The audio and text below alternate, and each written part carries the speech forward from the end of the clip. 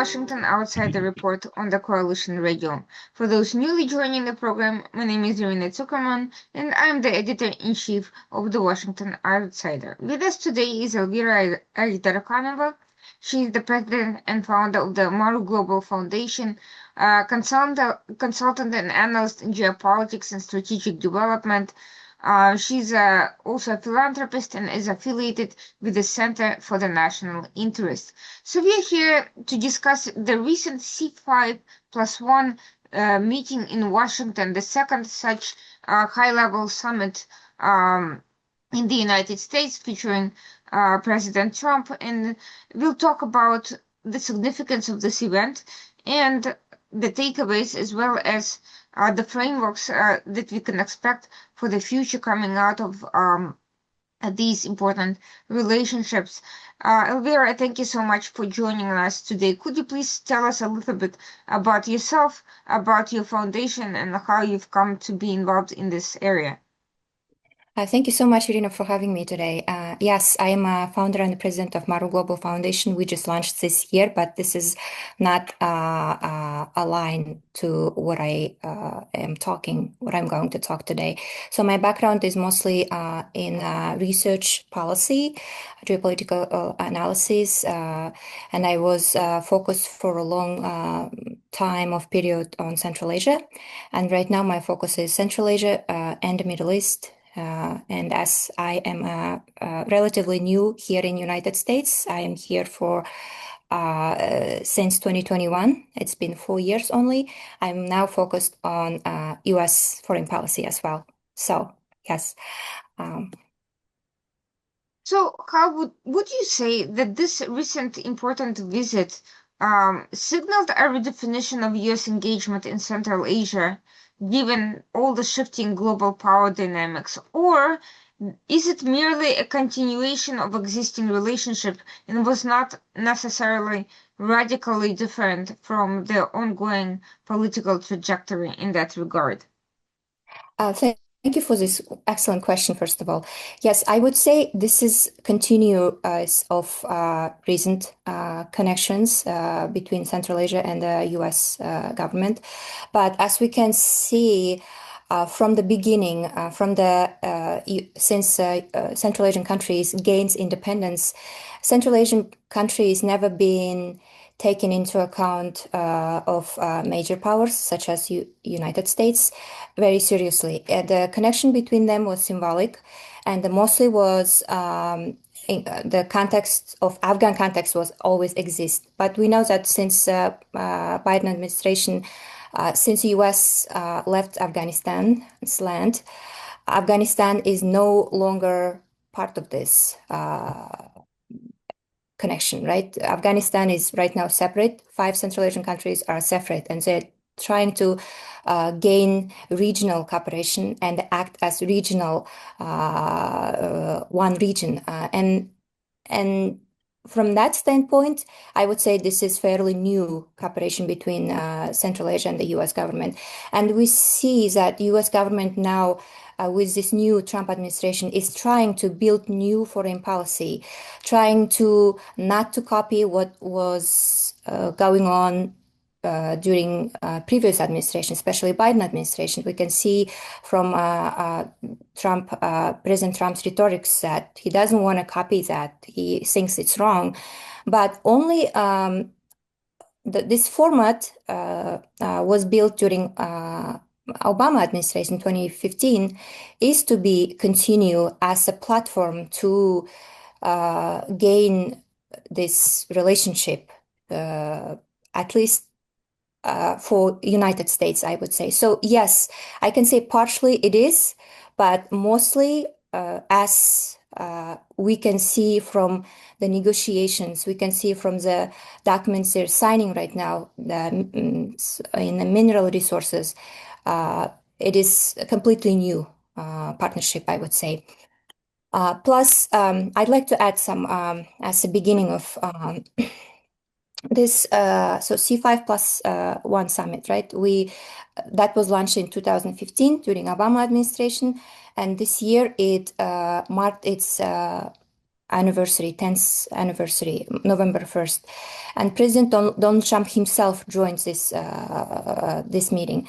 And this was the second summit at the presidential level for C5+1 after 2023, back then Joe Biden, US president, on the sidelines, but that was on the sidelines of UN Assembly. So, however, it was the first time that 5 Central Asian countries met in US Capitol and met US president at the White House. So this is, I would say, very unique, um, very important for, especially for Central Asian countries to show their political importance to the world. So first of all, it has a symbolic kind of attraction. And for US, of course, US was trying to gain its influence in Central Asia, and we will probably, Irina, you and I will talk broadly about that later. Indeed, that's actually my next question. What are the strategic motivations to elevate this dialogue to a presidential level at this particular geopolitical moment? Mhm. So I would say for Washington, this was an opportunity to regain influence, right, in the region, with over 80 million population, and the region was long dominated by Russia and China. Right now, China has lots of investments, especially in Kazakhstan and secondary in Uzbekistan. And after Ukraine war started, after Russia fully engaged Ukraine. 2022, the region basically was isolated because of its geographical location. And Russia is right now under so many sanctions. And for a region, this was for Washington, D.C., seeing that Russia and China is dominating in the region, in the very critical, important region where, as we see from the agreements between Washington and Central Asian countries in critical minerals right now, US is very interested in these resources, especially these minerals, these critical metals. They're very important for US defense industry, military equipments. And these resources are dominated, 80% of these resources dominated by China. So for the US national security, I would say broadly, it is very important to engage with Central Asia right now. So, in your opinion, how can this format evolve beyond these conversations, the dialogue format, to produce tangible outcomes in key priority areas such as energy technology and security cooperation? So let's start from from let's start from as a brief introduction for let's say overall this format matches multi-vector foreign policy of Central Asian countries, right? And has encouraged more regional cooperation, especially after Uzbekistan's isolation. Isolationist President Islam Karimov died in 2016, and now Uzbekistan has a new president, the Shavkat Mirziyoyev, who is trying to engage with bigger powers. Uzbekistan and the Kazakhstan here played a main role in this meeting. Before the meeting, Tashkent actively engaged in Washington, D.C. With Washington. Starting 2026, U.S. citizens can't come to visit Uzbekistan without visa up to 30 days. And this all tells us about what? This all tells about this interest from the both sides to engage with each other. And the Central Asian countries, they're, outside of that they're trying to gain their political image, trying to show their importance to the world. So, of course, for a long time, they've been dominated by Russia and China. They are going to because they're geographically neighbors, but they want to balance these powers, maintain this geopolitical powers because they follow multi-vector policy, diplomacy, right? Diplomacy policy. And for them, um, it is important to straighten that image. For US, as I mentioned before, it is important because it's part of their national policy, security policy, and they want to gain freedom from Chinese dominancy in critical minerals and many other issues that China is right now dominated in Central Asia, investing in so many critical areas. China has, as you know, One Belt, One Road initiative project that is basically taking over this land, Central Asian land, to increase its influence, impact. And outside of that, China dominates in many other spheres that US is interested and want to become independent from that. So from that standpoint, I'm talking from 10 feet up, right? I'm not talking about details, but if you see the question broadly, it is very important for national security of United States. It is important for foreign policy of United States. And as I believe President Trump, this new administration, is trying to avoid all of this dependency in economy and want to become independent itself. So, But what do you think are the next steps beyond, strategic signaling to various adversarial forces and beyond these optics in terms of specific projects? What do you think is going to happen next? in terms of specific projects, you mean the sign between countries and the United States? Yes. So as we know, the main outcome that the American company Cove Capital and Kazakhstan's Tauken Samruk agreed to create a joint venture mine Tungsten with a total investment of $1.1 billion, which is huge. And according to the documents I've seen by Reuters, Cove Capital will own 70% of the project and control sales of the metal, while Tauken Samruk will hold the remaining 30%. So the U.S. Export-Import Bank has already indicated the plans to provide 900 million in financing for developing the northern Katbar and upper Kayrakta deposits in eastern Kazakhstan. These are fairly new deposits, and this is going to be developed. These deposits will be, it will be implemented, these metals, by United States companies. So this is sort of strategic, long-term strategic plan for US and was for Kazakhstan too, because yes, US companies are in Kazakhstan right now. It's been in Kazakhstan for years since independence, but they're mostly in oil and gas production. And Kazakhstan, as well as other oil and gas dependent countries such as Turkmenistan, Uzbekistan, they are trying to diversify their economies. From that standpoint, it is going to be, new strategic the policy for these countries. Yeah. So also the next step for Uzbekistan. Uzbekistan, as I told, is seeking investment, seeking attention from world major powers. For Uzbekistan, I would say this is probably one of the countries trying to balance right now, trying to balance powers and seeking Western allies' attention.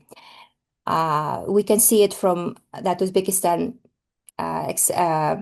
despite was told by Russia to join Eurasian Economic Union, it never joined, and now trying to join a World Trade Organization.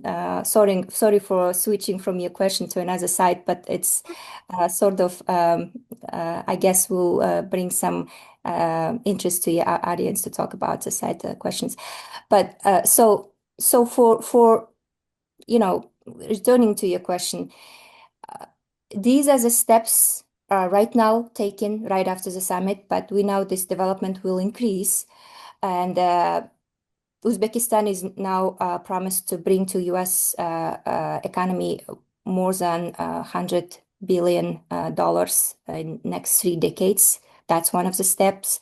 Kazakhstan, Tajikistan, Uzbekistan are about to buy U.S. aircrafts.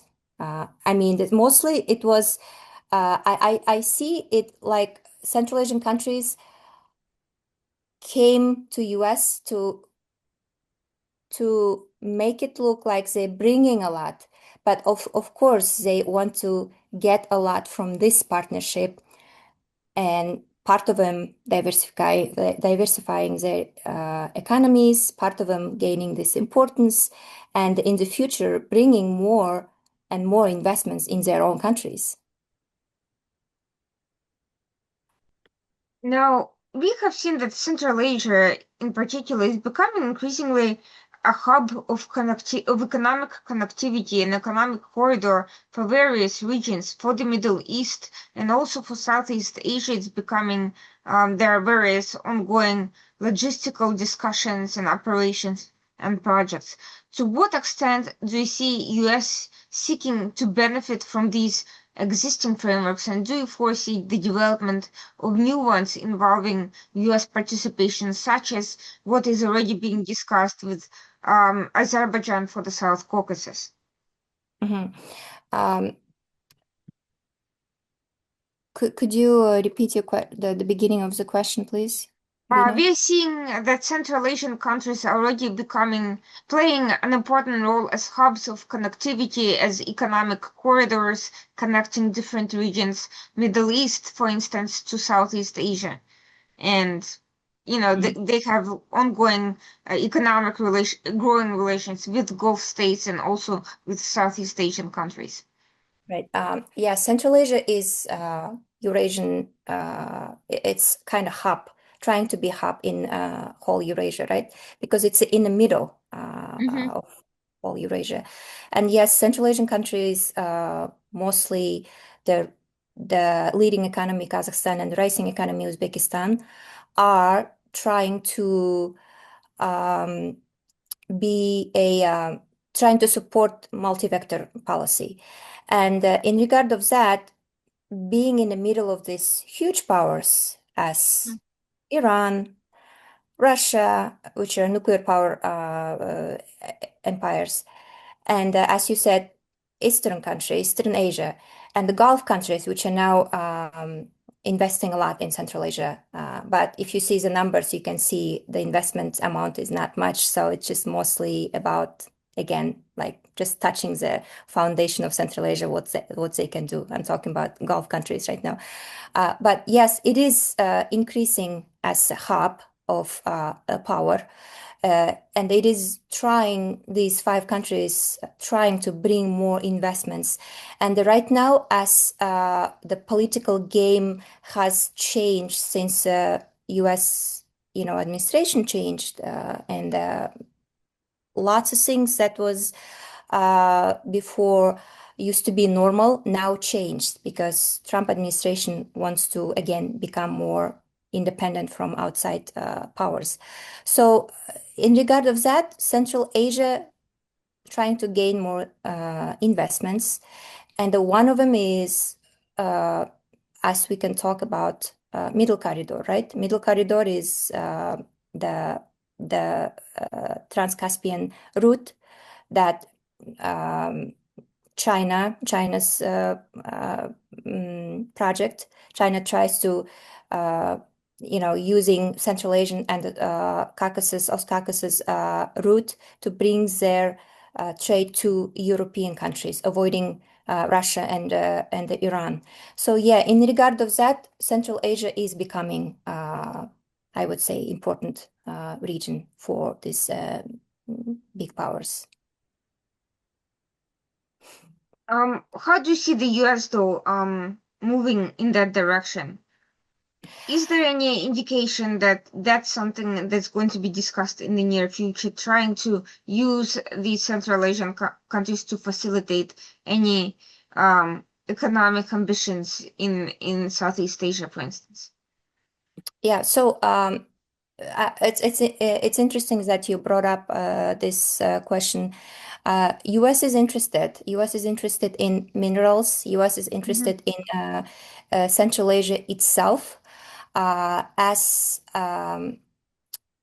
because of its geographic location. And yes, it is going to penetrate. I believe U.S. going to penetrate into Central Asia. Uh, and that's not only about minerals, it's about um, using Central Asia as a hub because of its land, connecting as a connection between China and the European Western countries, right? Avoiding Russia and Iran. Yes, and that's, I believe, part of this administration's plan, foreign policy plan for Central Asia.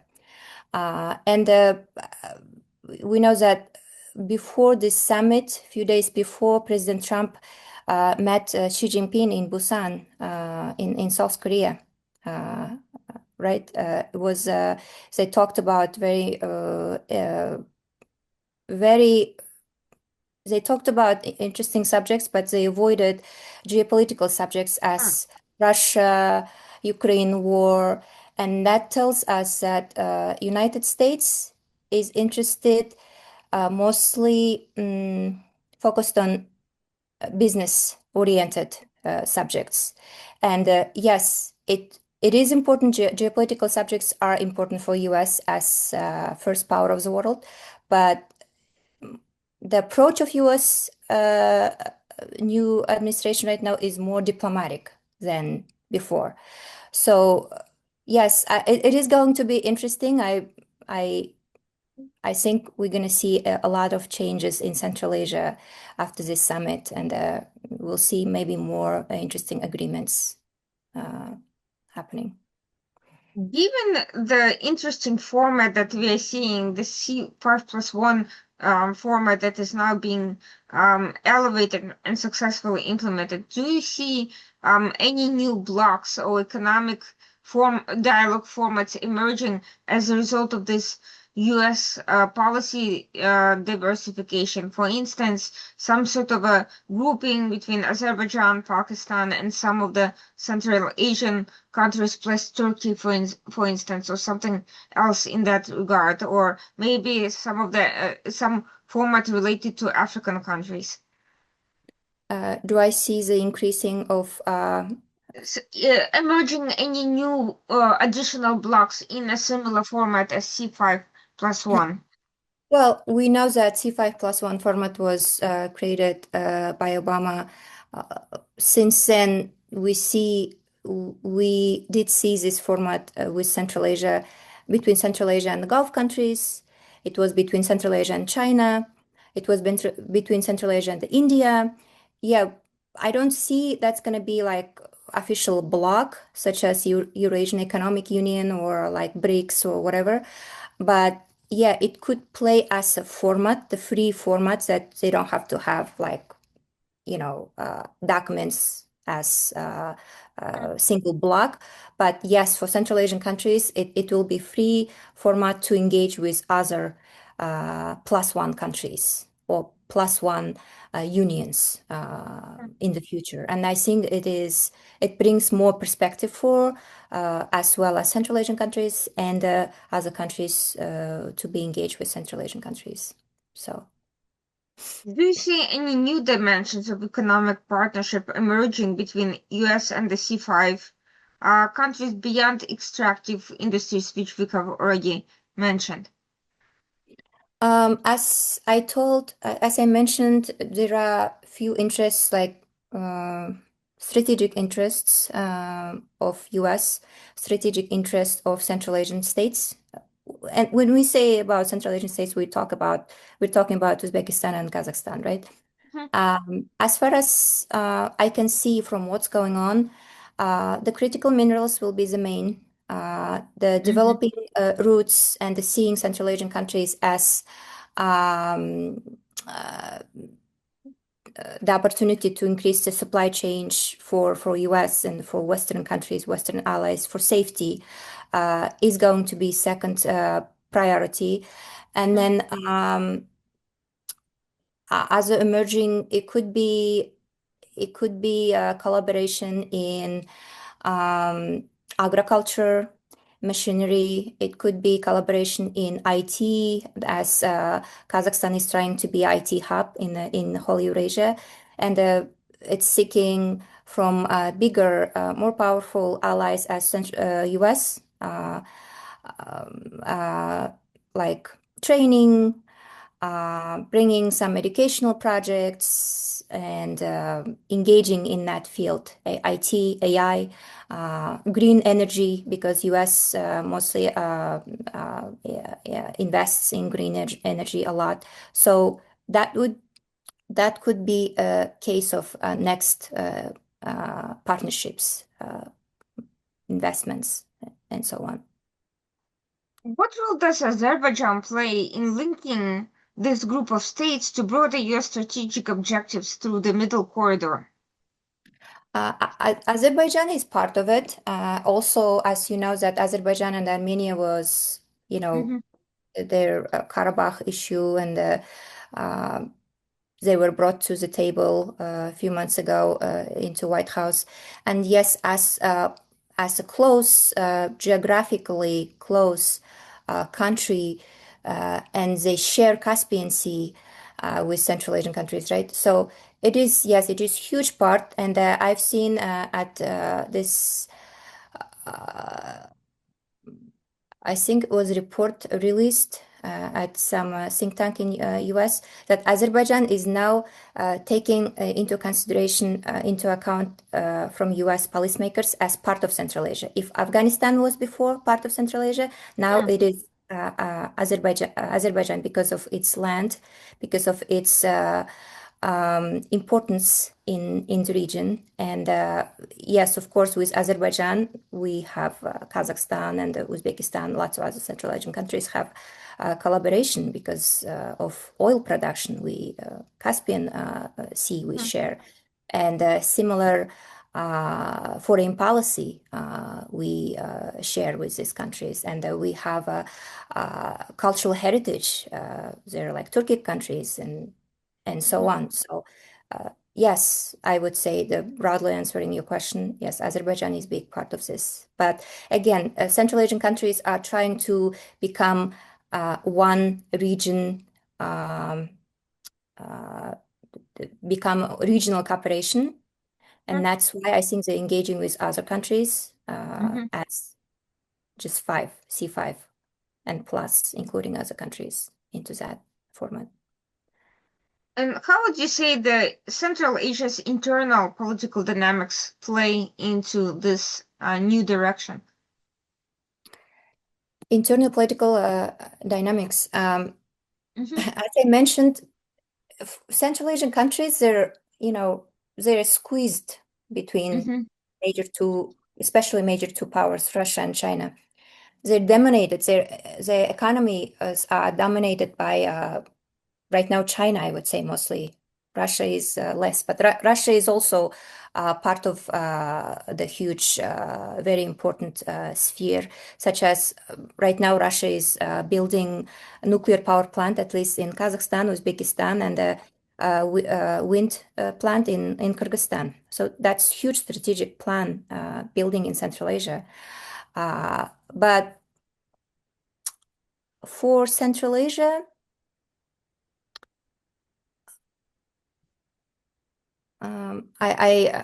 I skipped your question. Could you please? Yeah, I was just asking how the internal political dynamics affect this new direction. Yeah, so sorry about this. Yes, it is going to be affected, but I don't think as much as Hmm.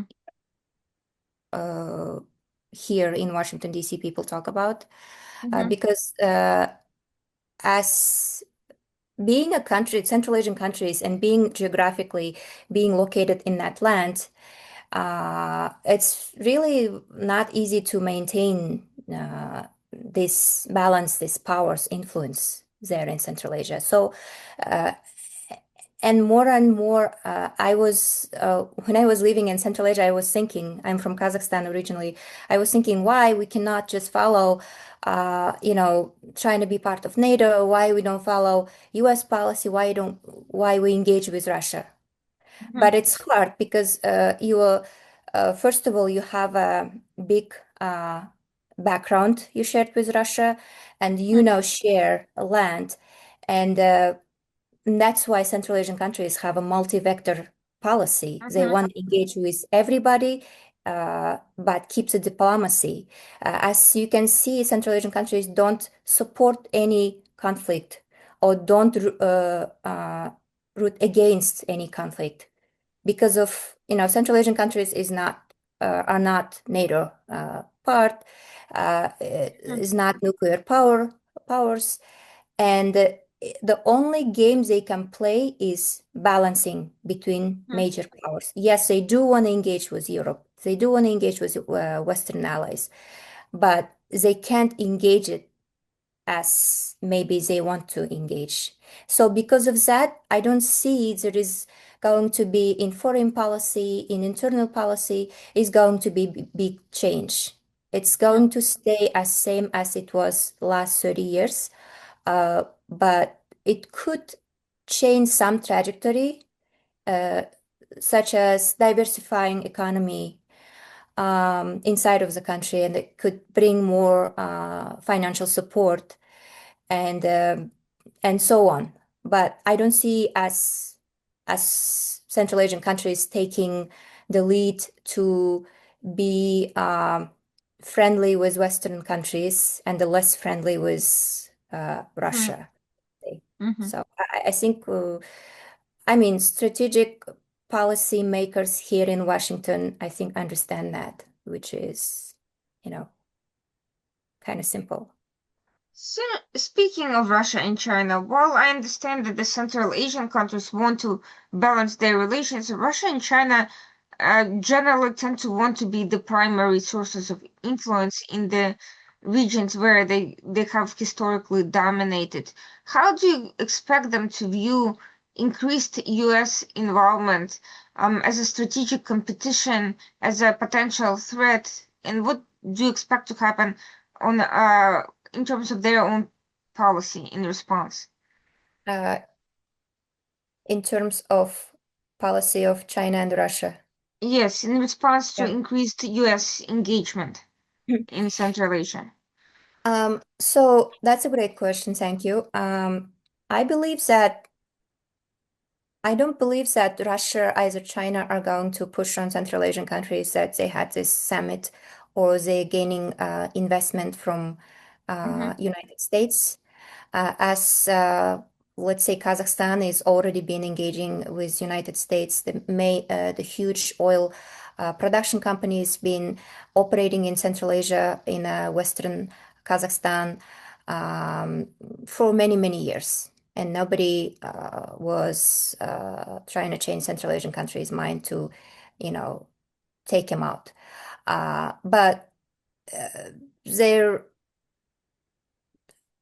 so I understand what your question is going, but I don't see anything, any reflection to be happen from Russia or Chinese side to say Central Asian countries you shouldn't bring these investments to Central Asia because uh, as far as we know, Central Asian countries are independent countries and they know how to negotiate with their neighbors. They know how to, as you know, Tokayev, Kazakhstan's president, just recently, 2 days ago, a day ago, he met in Moscow, Putin. So right after this summit, they met, um, and they have their own agenda. U.S. wasn't part of this agenda. Maybe off record meetings included, but as a country followed by multi-vector policy, they will engage with major powers without having pressure from any other countries, I would say. Now, it's interesting you previously mentioned Afghanistan, which was previously seen as part of Central Asia. Are there any implications in this meeting for Afghanistan's potential role in regional connectivity, or for that matter, in the governing Taliban's political position in terms of broadening engagement with Central Asia? Mhm. So Afghanistan is currently, first of all, so many things I can share about Afghanistan, but I will share the main ones. As we know, currently region takes pragmatic approach. Central Asian Mhm, countries take a pragmatic approach toward Taliban-controlled Afghanistan, mhm, and especially Uzbekistan maintain active economic ties, provide ongoing humanitarian aid. And recently, Turkmenistan's national leader, Gurbanguly Berdimuhamedov, visited Afghanistan and met with Taliban-controlled Afghanistan with their leaders. And this all tells what? This all tells that these states, Central Asian states, avoid officially recognizing Taliban and waiting for broader international consensus, right? But however, this strategy helps to avoid potential drug flows, extremism, terrorism across the country. And that here, this approach could be in interest and should be in interest of US because Afghanistan, as we know, Afghanistan been part of Central Asia, especially in USSI for years, and it's also if you follow President Trump's Truth Social, he was saying about Baram military base that was left by Biden administration in Afghanistan. Basically, its military equipment was left in Afghanistan, military equipment that belonged to United States. And the US openly is not going to negotiate with Afghanistan, is not going to approach with Afghanistan because it could be a dark spot in US image because it's Taliban terrorist group controlled government. But what about Central Asia? Central Asia is right now approaching with Afghanistan in certain way without recognizing the country, but to um, avoid extremism, terrorism, and so on. In that case, yes, Central Asian could be sort of middle guys, right? Central Asian countries could be sort of middle guys in negotiation these key issues. And outside of it, I would so we released my center released last year November this big project on Afghanistan's Koshtapa Canal. mhm, The canal is building in Afghanistan with only by Afghanistan's engineers without outside Western countries helps. So this tells what? So after implementing and launching this canal, Afghanistan is going to irrigate water from Amudarya, which is mhm, shared water between Turkmenistan, Uzbekistan, and Afghanistan, Central Asian countries. And Central Asia is already, you know, is already dealing with water scarcity mhm, since I would say independence. We know the history of Aral Sea that dried up and so on. So we don't know what's going to happen in, let's say, 20 years from now, 30 years from now. It's going to be water conflict, could be water conflict in Central Asia mhm, if major powers will not get involved in that. So Koshtapa Canal, which is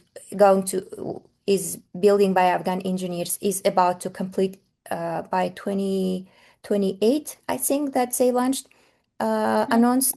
So US could get involved in this topic. So it could it could be sort of, you know, negotiation subject. Not negotiation subject, sorry. It could be sort of subject between US and Afghanistan. Central Asia could get involved because of the relationships they're tying up with Afghanistan right now. Also, I was outside of that. outside of that, I've read the statement of Rubio, stated that it's been unofficial um, relationship between Afghanistan and US Mm-hmm. uh, to fight terrorism. So Mm. there is still partnership, but it's not official. But in this partnership, Central Asian countries could be, uh, you know, middle middle guys. This states. So answering your questions, yeah, Afghanistan is still big part of it, I would say. Indeed, building on what you mentioned, there's been a growing concern about escape, or as we call it here, ISIS case, outreach to assorted groups in Central Asia and its effort to expand and broaden its regional hold. To what extent is that a serious problem as we see it? Is that something that we can see some sort of a formal cooperation framework with the US, kind of a global anti-ISIS coalition partnership as what happened with Syria the other day? Or is that something that will remain sort of in the background for the time being? Um, so as I mentioned earlier that Mm-hmm, President Trump warned the Taliban regarding the Bahrain base, and mm-hmm, in June, Afghanistan Ministry of Economy asked the international community to remove sanctions, which negatively impacted trade, investment, and I don't believe that this is going to be something that is happening right now with Syria, but it could relate to that in term of that US could avoid some sanctions to Afghanistan, so it could operate in their own countries uh, freely, outside of their countries freely, because at the end of the story, everyone is interested in Afghanistan's development. mm-hmm, Everyone. Why? Because if the poverty is influencing the region, mm-hmm, the because of its poverty, there is no education, there is no condition to live, right? Because of that, why all this drugs and on all this terrorism is happening in these countries? Because there is no condition to live, and they somehow. With certain channels, with dark channels, they allow these guys to come to their country, mm-hmm, Afghanistan. And in terms of that, all these parties, including middle powers as mm-hmm, Uzbekistan, Kazakhstan, and the big powers as United States, European Union, they all should be interested in development of Afghanistan. And we know that the few months from now, U.S. State Department stopped humanitarian aid to Afghanistan through World Food Program over concerns that it could reach Taliban. It will always reach Taliban because Taliban is part of the government. You cannot just stop, providing something that was because it's gonna play against the national security game. It's gonna increase the poverty, and in that point, everyone is interested. Everyone should be focusing on that to develop Afghanistan, at least to make it a stable country. But as regarding to your question, um, I don't see US is going to be involved in having like huge interest in Afghanistan. I mm-hmm, don't see US, even though the President Trump's warning through social, uh, the post was like, "Hey, if you don't give us this equipment, bad things will happen to Afghanistan." This mm-hmm, is just one of this spread out moment, right? But I don't see this is going to be followed by some huge action that will hurt Afghanistan. It mm-hmm, shouldn't happen, even though somebody in that area has intention, mm-hmm, because US already invested billions of dollars over the decades in Afghanistan, and mm-hmm, now Afghanistan is taken by China because China is interested to block terrorism, very scared of that because of that, they have this concentration camps, right, in China to block all this their own Muslims. They're scared of that, and plus, U.S. sees Afghanistan's potential. The either it's critical minerals and other resources in Afghanistan, and China is investing a lot of money in Afghanistan right now, as well as Russia. Russia recognized Taliban as official uh, leaders of independent countries. So, you know, it could attract attention. It should, uh, but I don't see it is turning as something that you described as it's happening to Syria. But it would be good if US paid more careful attention to Afghanistan right now because it's one of the powers. It is creating a lot of influence from their rivals, as at least from China and Russia. So yeah. And as you mentioned, water scarcity is indeed becoming a growing issue. Regionally, it's already become a flashpoint between Afghanistan, Pakistan, and Iran on some level. To what extent do you see U.S. getting involved in long-term mediation and efforts, and also problem-solving efforts regarding Central Asian water scarcity? Will it take a crisis for US to get more involved, or is it something that there is an ongoing interest in? Is it going to be for US?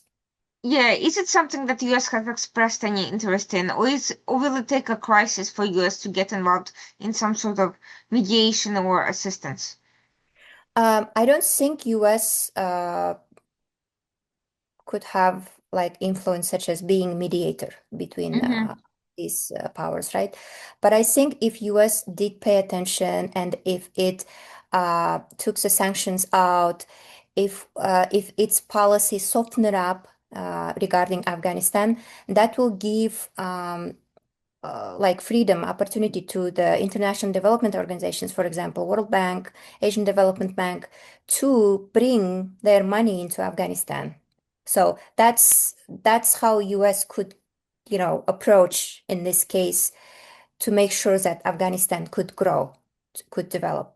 But outside of that, it could in the future, maybe not now, could bring um, the companies, but I don't see it's happening in nearly future, like US and Afghanistan would engage directly with each other. But the only thing I hope that if US soften up the policy and maybe not recognize the government, but you know, canceled its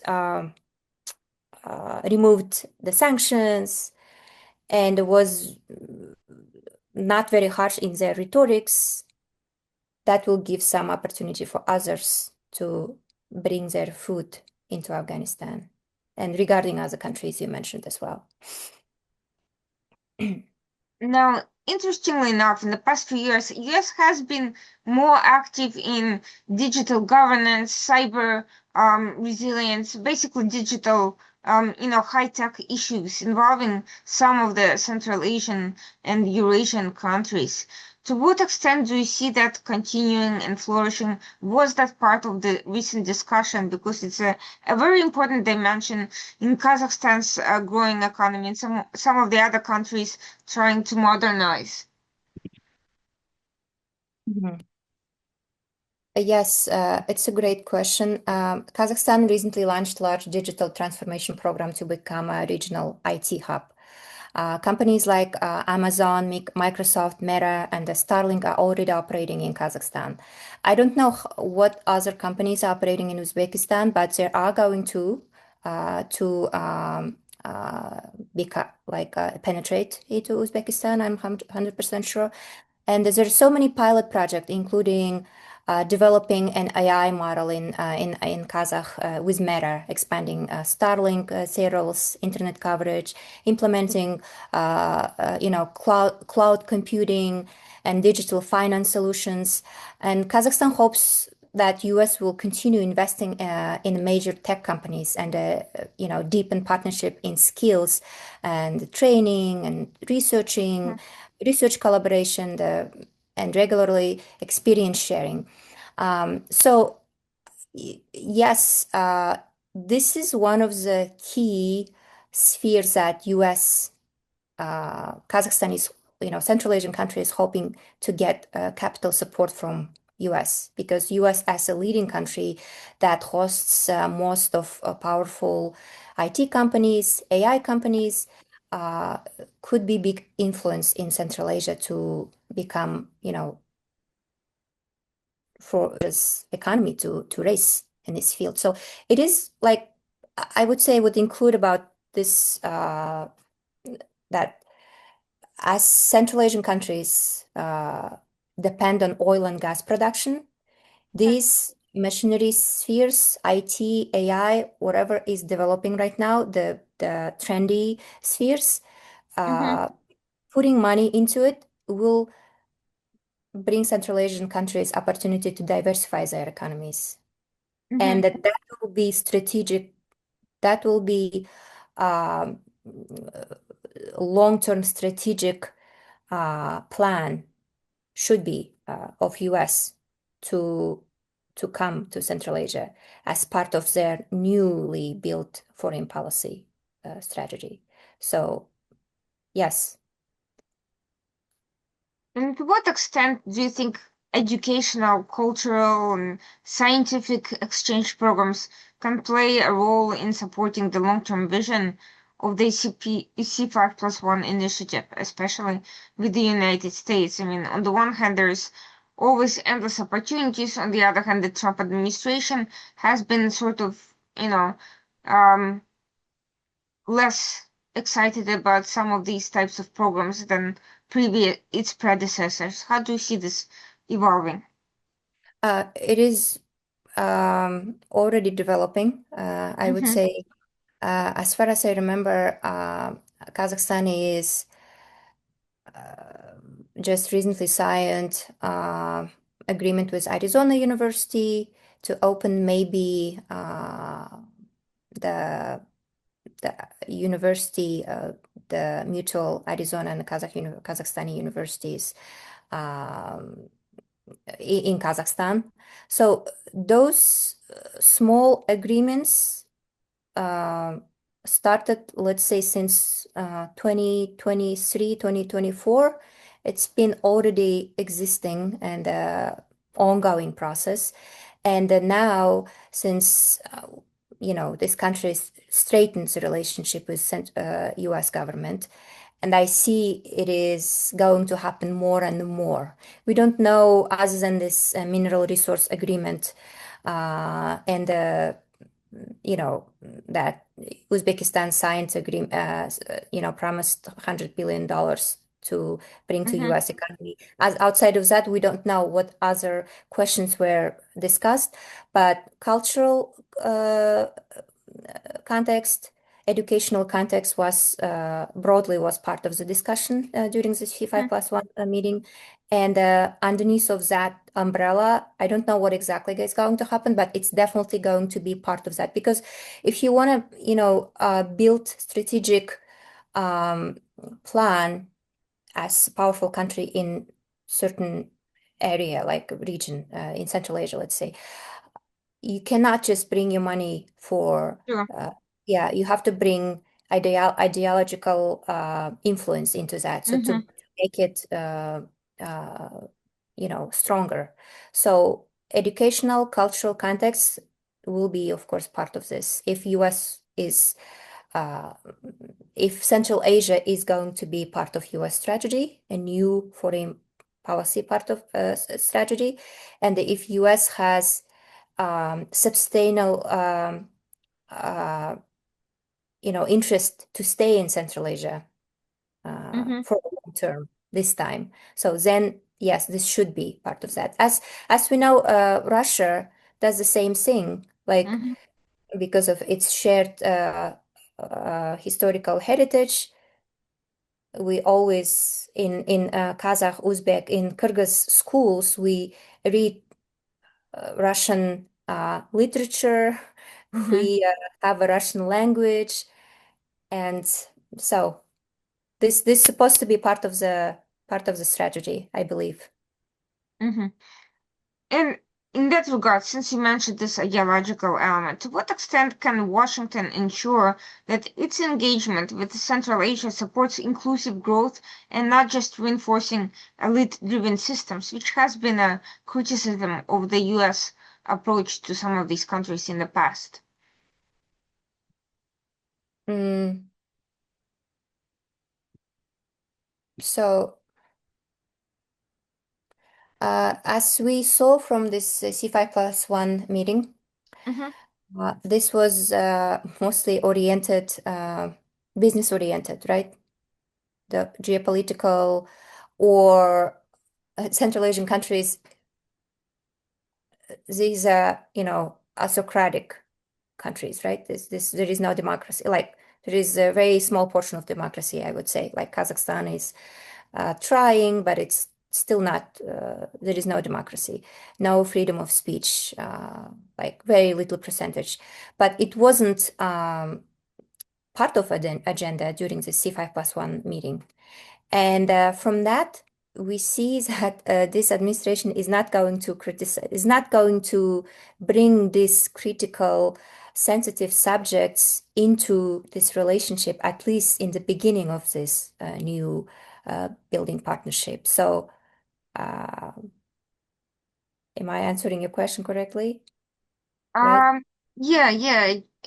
Just basically, there's a lot of concern that the U.S. tends to, especially under Trump, tends to sign a lot of high-level agreements that deal with either only just government-to-government relations or with several elite institutional players, but don't necessarily affect grassroots and broader economic and social um, uh, strata in countries that US engages with. So the question is, how can US engage with C5+1 to make sure that all of the countries benefit, that the growth internally is inclusive to small, medium-sized businesses and regular people and not just elite networks?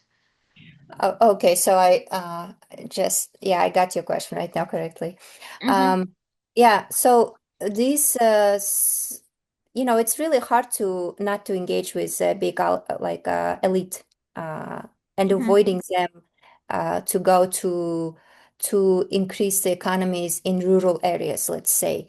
It's all will be depend on the strategies of these governments, which Mm-hmm. been built a long time ago and still continue to practice uh, old practices coming from the Soviet era, and most of these countries policymakers rely when they build new policies, they rely on Russia's laws, right? They take a sample and change it, you know, and then, but so answering your question, sorry, it will be hard to, to bring money to try to help and make sustainable economy without having, this relationship with government, either elite group, and corruption is exists there.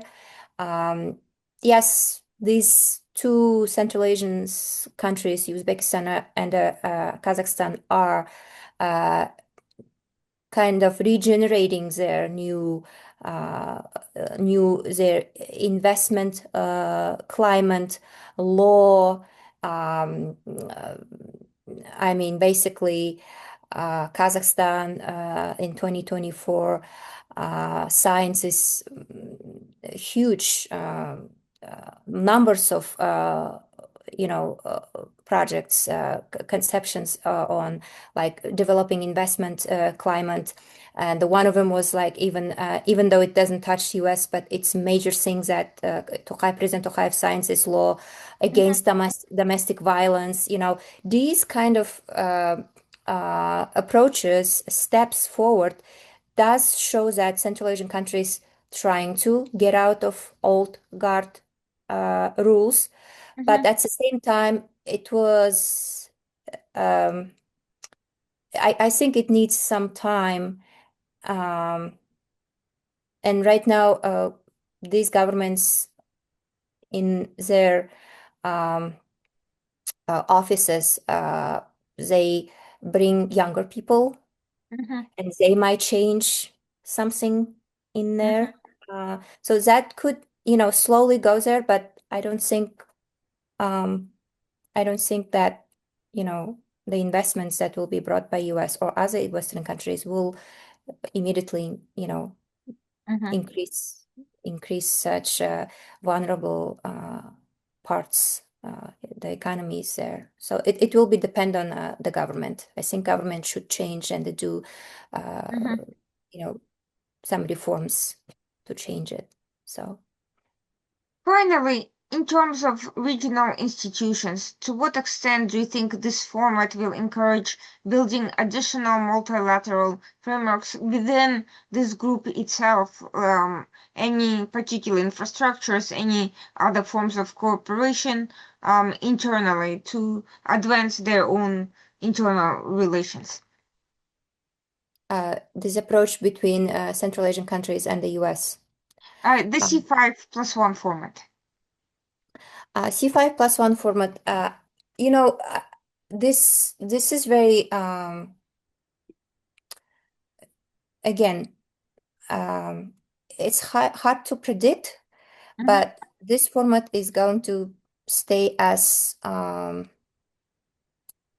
would say the platform for Central Asian countries to gain partnership with other countries, Mhm. and it will be sort of tool to develop their multi-vector diplomacy policy, and any kind of countries or powers, no matter big or middle, they can use this platform for their own good, for their own strategic plan to engage with Central Asian countries in the future, and as well as for US, it was that Mhm. it was built by US, but right now it is sort of opportunity platform for these two parties to negotiate with each other and cover each other's strategic national security aims, plans. So, Finally, the big announcement coming from this from a security perspective was Kazakhstan joining the Abraham Accords framework. It's less interesting diplomatically because Kazakhstan and Israel have had long-standing diplomatic relations, but because of the regional integration of security between some of the Central Asian countries and the Middle East and North African countries involved in this framework. To what extent do you think this sort of security and economic cooperation between the Middle East and Central Asia will be what kind of an impact do you see from that on the broader Central Asian um, security interests? yeah, Kazakhstan became, yeah, you're right. Thank you for question. Kazakhstan becomes the first country of under Trump's second term to join the historic Abraham Accords. And this was mainly a symbolic move, I would Mm-hmm. say, to gain favor with the U.S. Current administration. And honestly, Kazakhstan usually acts diplomatically with all allies, with all countries, and avoids taking sides, especially during Mm-hmm. the conflict. So, yes, Kazakhstan has diplomatic and bilateral partnerships with all Middle Eastern countries. But Kazakhstan never takes sides. Kazakhstan is not going to say anything to Israel or Gaza to support any side. I Mm-hmm. think it was just a symbolic gesture, as Mm-hmm. it will give some good confidence for Kazakhstan to gain a good name in front of US's current Hmm. administration. And But you don't see that as a kind of a shift between Central Asian and Middle Eastern more active security integration, for instance. I don't see it. No. Mm-hmm. Thank you so much. This was really informative, fascinating discussion, and thanks for joining us today. For everyone watching the program, we'll be back next week, Tuesday night at 9 p.m. as usual. Thank you, Elvira, and best of success on your research. And I hope we'll have an opportunity to discuss these important topics as they develop in the future. Thank you so much, Irina, for having me. It was exciting for me too. Thank you.